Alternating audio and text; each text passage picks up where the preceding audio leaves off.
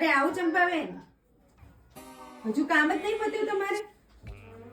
અરે રે, પણ ક્યાંથી કામ પતે? તમે તો વહુએ નોકરી વાળી લાયા છો, એટલે નોકરી કરે કામ કરે ઘરનું. નોકરી વાળી વહુને તો આવું જ હોય. લો, તમે તો છે ને ચંપાબેન બહુ ઘોડા છો. થોડુંક છે ને એને કહેવાય, દાબમાં રખાય, થોડુંક થોડુંક તો કામ કરાવાય એની જોડે. ક્યાં ગઈ? દેખાતી નહીં. હાય હાય, ભાઈબંધો જોડ બહાર ગઈ છે.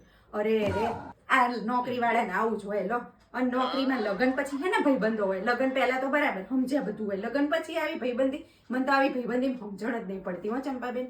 તમારે તો બાપા પહેલા હાહુથી બીન રહેતા હતા, હવે વહુથી બીન રહેવાનું. થોડુંક છે ને આમ વહુને કહેતું રહેવાય. અને અત્યારથી તમે જેવા નિયમ પાડશો ને એવા પડશે, એવી રીતે રહેશે. એટલે છે ને થોડુંક બધું શીખવાડવાનું, અને બધું કામ ઢેઢ નહીં કરવાનું, કરાવવાનું. થોડુંક પૂરી કરીને જાય.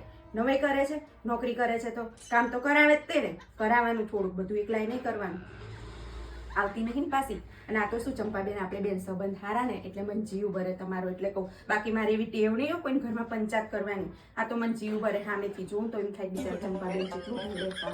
હાર હાલો, હું તો આ તો છે ને જોવા આવી હતી, તમારે કામ પત્યું નહીં. આવજો પાછા હો, અને યાદ રાખજો હે, બહુને છે ને થોડી દાબમાં રાખવાની. હા, અમારી બહુ જુઓ કેવી રાખતી હતી, થોડુંક શીખવાનું. હાર આવજો પાછા.